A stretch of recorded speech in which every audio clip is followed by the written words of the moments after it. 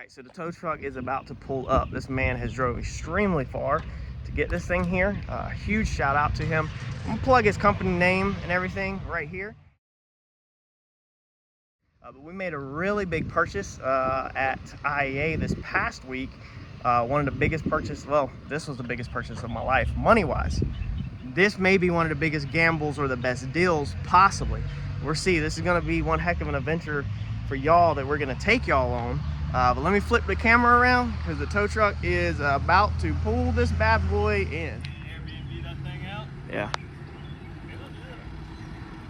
So we got this thing out of IEA, Virginia, I think it was. Got a really good deal on it. I'll show y'all here in a few of what we paid and everything. You'll be blown away. We'll look at it. We'll let him get this thing dropped down, and then I'll show y'all it, and we'll see. First, help him back up, Ed, just so that we get it decent. You know, I'll show y'all everything first of what everything looks like. So, all right, so we're gonna see if this thing fires up here in a minute. We definitely have something going on in here. There's a couple things marked on there, frame damage back there, that I don't 100% believe, but I do believe this up here. So we definitely have a buckle in here. And then what alarms me more than anything is this right here. So this upper shock hat is definitely pushed into the body. Body's buckled up here, but I'm not so much worried about the cosmetics this far forward. You're just worried about the steering always. And the question always is, we have to use these words carefully, not to sound stupid, but the question always is how much of it is steering related damage and how much of it is replaceable. So this right here is bent. You can see where that runs kind of straight, and if we flip right there, this is definitely back. Okay, so that is an I-beam style suspension, and that's replaceable. So you can undo that, and that's gonna bring the wheel back where it's supposed to be to a certain degree. The bar back here, okay, whatever this called, I guess it's called track bar, I don't know what it's called, that's probably bent also. That can also be replaced. We'll see if this thing runs. All of this, not worry about none of this. The stuff can be cut out, replaced. The door is definitely, yeah, all this front end is literally a van or an ambulance. This is our hood release, so that's never fun to have to deal with those. No, they've got it marked in here with paint, but these are notorious for flexing, so we don't know necessarily if that was from the accident or not. The door doesn't close 100% right, but I mean, it took a pretty good lick to the front, so you can't really sit there and judge off of how the door closes when you have a wrecked door. I have no clue. Is there not a key in there? There was, but it got cut out. You might need to call that guy. Yeah, let me message the transporter real fast. Well, hopefully we get lucky on this one, but I think our luck has ran out on this one, unfortunately. You have to be smart when you're doing this stuff and know when to quit. I think we're gonna send this one back to auction. We're not gonna try to fluff this thing or hide anything. But I noticed right here, I don't know if you can tell on camera, if I put the camera down right now, you can see this right here, see that over there. This floor is actually buckled, so I'll have to put this back up so you can see it. You can kind of see it right there. See that? Okay, so that floor is buckled. So we definitely have a lot of shifting in the body of this thing. So the doors on this side are definitely, you know, that could be from that damage right there. However, when you come over here to this side, these doors also don't line up, and that one overlaps pretty bad. As you can see, it doesn't close right. So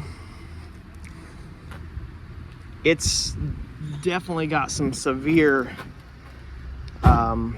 damage going on in the front end. It's tweaked. Now, I'm not saying nobody can't pull it back. Somebody with the frame stuff and everything could definitely get this thing back right. However, I don't know if I want to.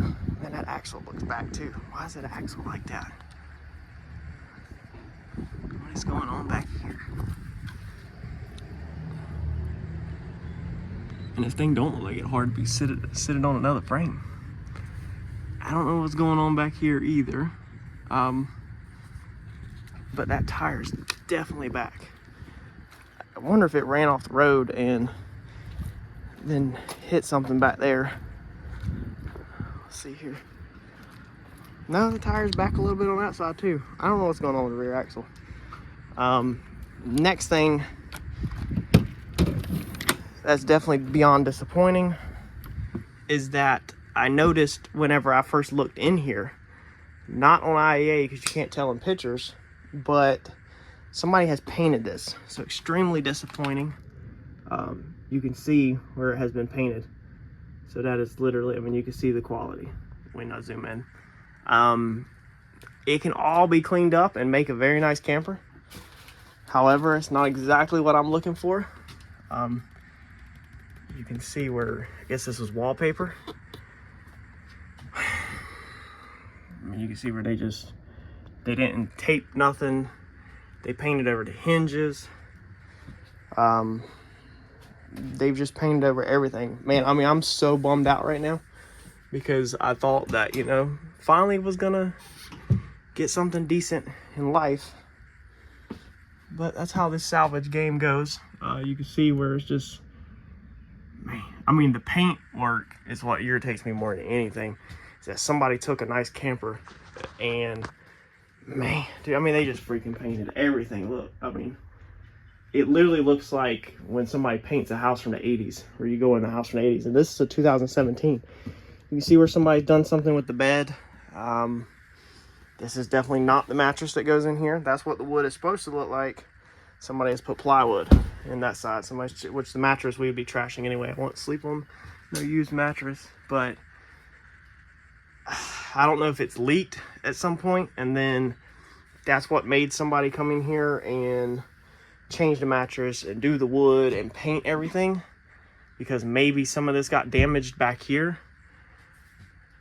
I mean, this sucks. It sucks. It sucks that somebody did this to this camper. I mean, this is the wood. This is how nice it's supposed to look. Like this.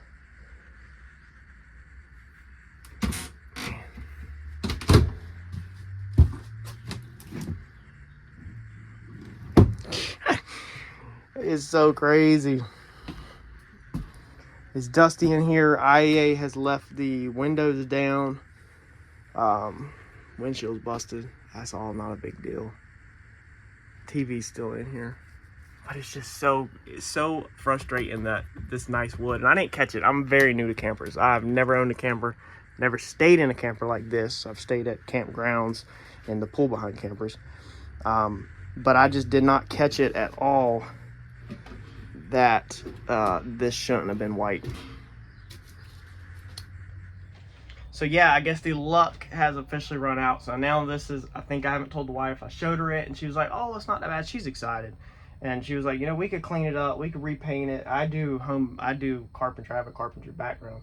So all of this is really not huge deal. But when you add all of this interior on top of the frame damage, on top of now the structural damage, it's a project that I just don't want to undertake currently. The key's gone, so somebody has cut the key at some point. Definitely not my tower. It was not there at IAA. And sometimes what happens is people go in and they cut the keys so that nobody else can go get it running, and hopefully they'll get it and they'll get it cheaper.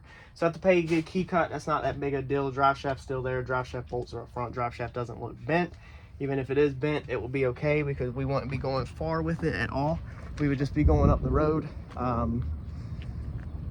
But besides that, I think now this is just going to be send it back to auction and see how much money we make.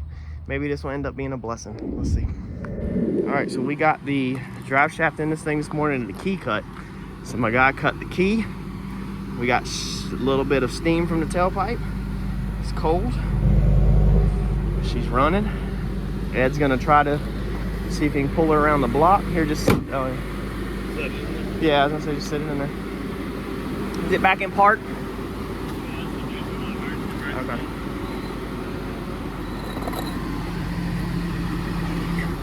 He's gonna pull this thing around the block. See if this thing moves. Then we'll pull it around and we're gonna try to straighten the wheel out. Get it where we can drive it to our local IAA branch. Clean a couple things up on it. There she goes, she moves. Told y'all it wasn't transmission damage. These branches, dude, they just mark stuff, man. You can't freaking trust what is marked on IAA all the time. Sometimes you just gotta take chances, you know, and go with it, dude. You gotta use your common sense, your thinking cap. But let Ed spin the block with that thing, and then we're gonna adjust this wheel out. Just because it would, if IAA wasn't if it was a little bit closer, we'd probably just try to drive it with a bent wheel. But also in the pictures, I don't want the wheel as bad. I don't mind the wheel being bent. I just want to take some of the angle out of it so that it don't look so gnarly. We're not really trying to hide anything. We're just trying to get this thing down the road so that we'll drive, which really it's not. It's like laid in, but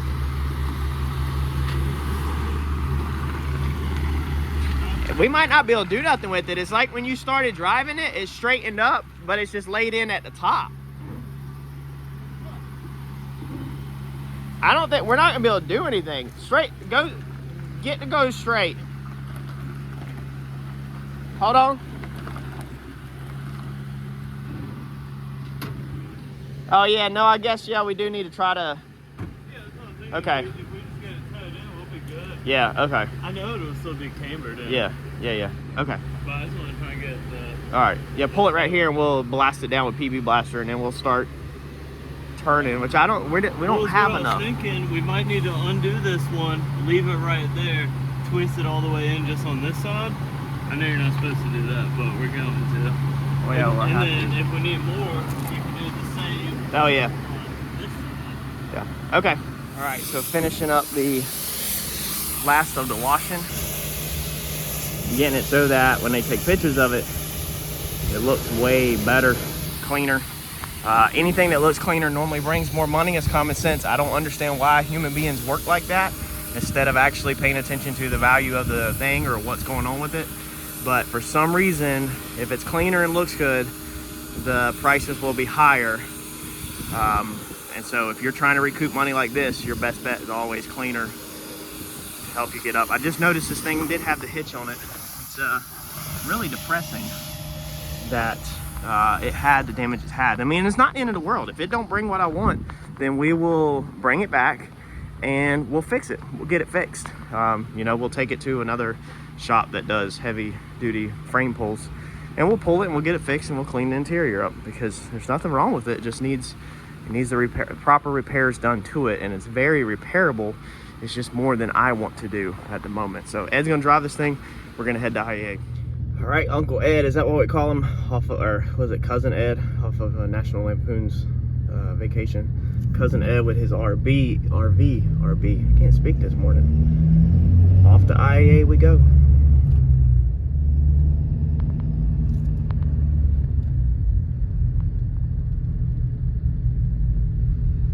I'm curious of how difficult it is to drive with the wheel laid in. Now Ed's done this a handful of times to get stuff over to alignment when stuff's really jacked up and laid in pretty bad, but it can get a little swirly. We're going about 45 all the way there through where we're going, and no highways or interstates. It's country roads pretty much all the way there.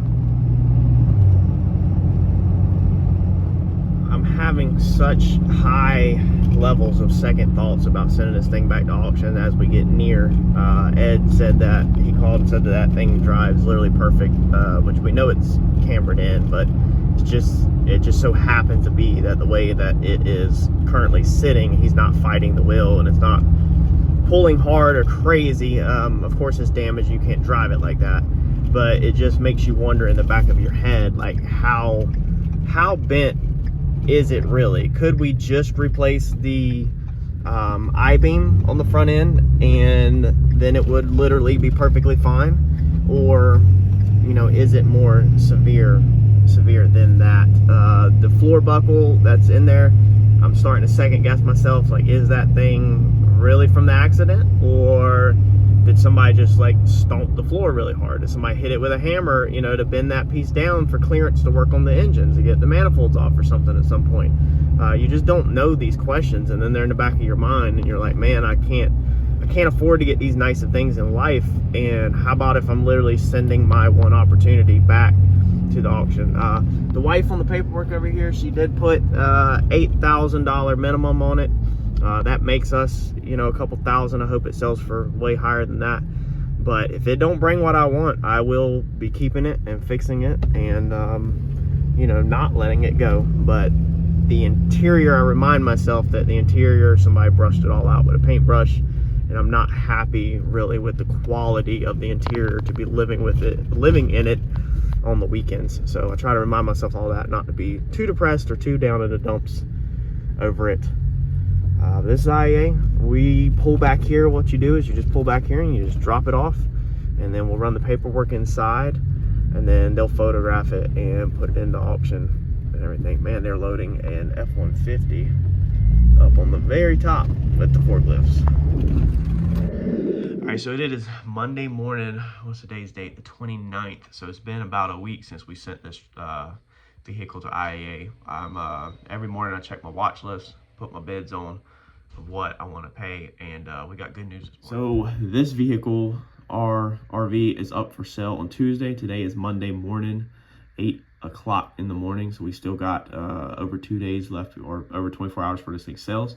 And if we come over here, we are already pre-bidded at 66. So I think we are in the broke even mark. Let's see here. I think I paid 48-ish for this, plus what was the tow? I think it was a $1,600 tow. There was a key cut. I think it was 100 to 150.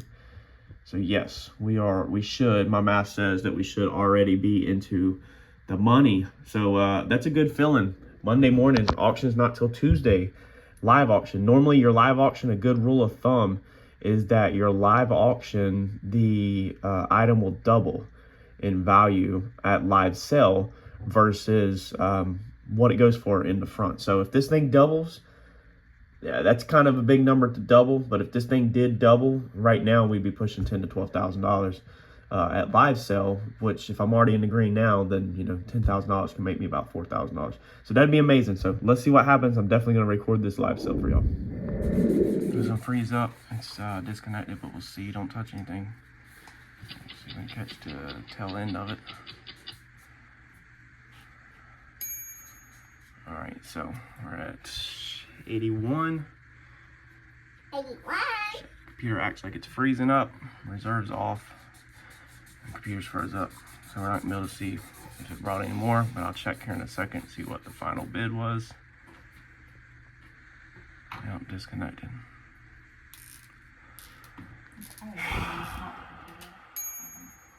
Okay, so we're at 17,850, 17,700. 17,700. I don't have no sound, I don't know why. 17,700. I hope the computer don't lock up again. It's locked up again. Let's see here. And we lost. I think final sale sold for 17,600. All right, so 17 is the next morning. 17,800, 17,700, whatever that thing just sold for. I can't even remember it. Okay, we're gonna lose $40 out of that for the sale. So that's pretty good profit. I know a lot of people that don't like the whole sending stuff back to auction probably hate me right now. We probably just lost some subscribers. That's fine. This is life. This is how this stuff works. This is how the salvage title game works. And I'm about to show y'all why I was just able to make $10,000. So let's dive into this and let's go over the science behind it in case you're interested, in case you're sitting there and you're like, man, I wish I could make $10,000 and not do nothing or whatever. I want to help you and show you something. I want to give you a couple $100 worth of information for free that no other YouTuber is going to do, because no other YouTuber would show you this stuff. There's a couple things here. I'm going to flip the camera around and show you the computer here in a second. There's a couple reasons why this flip worked like it worked, okay? Number one, if you get on your local marketplace, your Facebook, wherever you buy vehicles from locally or you buy RVs from, that is a $30,000 to $40,000 RV, okay? 2017, that's a $40,000 RV. When something goes up to sell, normally on IA, when normally you sell something on IA, you're gonna expect to pay, a good rule of thumb is 50% of the value of the item. So if you have a $20,000 diesel, such as a lot of the 6.7s that we sell, they go around $10,000, give or take. Now, there's always ones that are outside of the norm. So you'll have a 6.7 diesel that you can buy for $7,000, and then you'll have a 6.7 diesel that sells for $15,000. So again, normally you're going to buy on IAA for 50% of the value of what the thing would sell clean. Now, there's always ones that you buy a whole car for $200, or you buy a car for $600 or something crazy like that. But that's general rule of thumb. So if we have an RV that is on marketplace 30, 40,000, then that means if it falls off of the traditional rule of thumb, that means it should sell around 15 to 20,000 on IA. However, with this being a dealer RV, so I put it in there, meaning it's marked as other and it's not coming from an insurance company, and I'm about to show you that here in a second, that can hurt you because people know that you're dumping it. But in my brain, a couple cards that I played to factor in on this, I said, well, if someone had this RV and they weren't carrying full coverage on it, for some reason, there's a lot of people that don't even carry full coverage on their cars because they say it's too old or it's not worth it or whatever. You're crazy. That's how you make money, is full coverage, having full coverage when something happens. That's how you cash out. We've got 2 videos on this channel of personal vehicles that we've totaled. One was a BMW, the other one was the Yukon. BMW, we carried with salvage title, we carried full coverage on it. We profited after we bought it back from the insurance company. We repaired it again for the second time. We profited $10,000 on that one. I have that on the channel under the salvage playlist. So with the RV, I figured, well, maybe somebody will think that, somebody didn't have full coverage on it, and now they're just trying to recoup their money. They got in an accident, they put it in the auction. So that could have worked. But why did I get the thing for so low to start with? So if we come here to the computer, let's see here, let's go up here too. Let me pull up the receipts. Okay, so here is my receipt for this RV when I bought this thing right there, 410, I'm backwards, man. When I bought this one, there's my bid amount. So I won the bid at $41.75, okay, right there. That's what I won the bid at. Out the door, we were the $48.33, okay. That's what I paid out the door for this RV. This total payment amount over here, this is because my wife paid for other vehicles with it. So you have to ignore this. She paid one lump sum and paid off the account for some other vehicles that we had purchased. But the RV total is right here. It's going to be the $48.33. Here's the fees that stack on top of the $41.75 on this receipt, okay? Now, when I bought this, this is what this thing looks like. Now, unfortunately, I messed up. I don't have the listing of the one in Wilmington, but the one in Wilmington, you've seen that it ran and drove and all that. So this was when we bought this thing out of Virginia, right here, okay? They had this thing marked as transmission damage. So they had the primary damage is the front end, and then they had secondary damage as transmission damage. And if we scroll down here, let's see here, it says start code, it starts, but you can't click a video. There's no video of this thing running. Meaning normally when it just says it starts, that normally means that it doesn't run a drive, so they don't even film it, okay? It shows that the keys are present, shows a picture of the key. Somebody cut that key and took that key. That's what I was explaining earlier. And I don't even think I paid what I said I paid for that key. Not 100% sure. So everything else on here looks straightforward. If we come over here, the title document is gonna be salvage, but right here, seller type is insurance. Okay, I bought from an insurance company. Now, when I put this thing in the Wilmington listing, I can't click the Wilmington listing because we sold this thing yesterday and it's the next day and I didn't film yesterday. My seller type would have said other right here, or it would have just been blank because I'm not an insurance company. So that would have let everyone know you're not buying from an insurance company, you're buying from an individual, a private, meaning it's more of a high risk buy.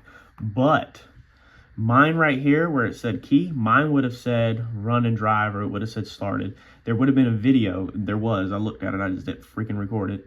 There was a video of mine running. Mine also would not have said transmission damage because we literally drove this thing, as you've seen, to the auction. So mine would have also went in there without transmission damage. Transmission damage right here is the secret to why I got this thing so cheap. Now, why did I gamble on something that said transmission damage? Well, I knew that on an RV, and you're going to know now, on an RV, if you put this thing on a traditional trailer, you're going to be illegal on the height.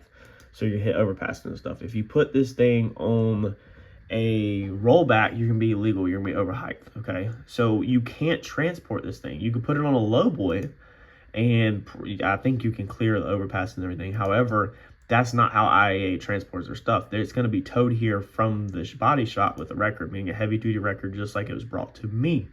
Now, in order to tow this vehicle on a record, what has to happen?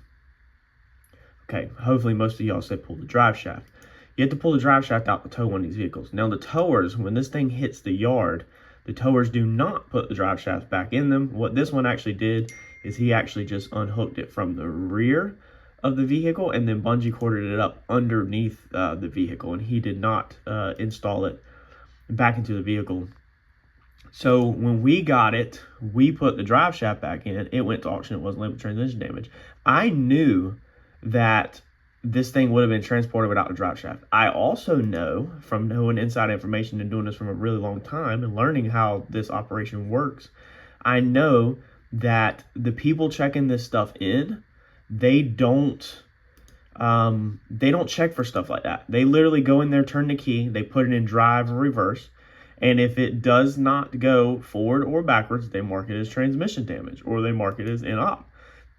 They don't get down there and look underneath the vehicle and see the drive shaft out or whatever, and then just leave the transmission damage off, because it would have brought more if they just would not have branded this thing as transmission damage.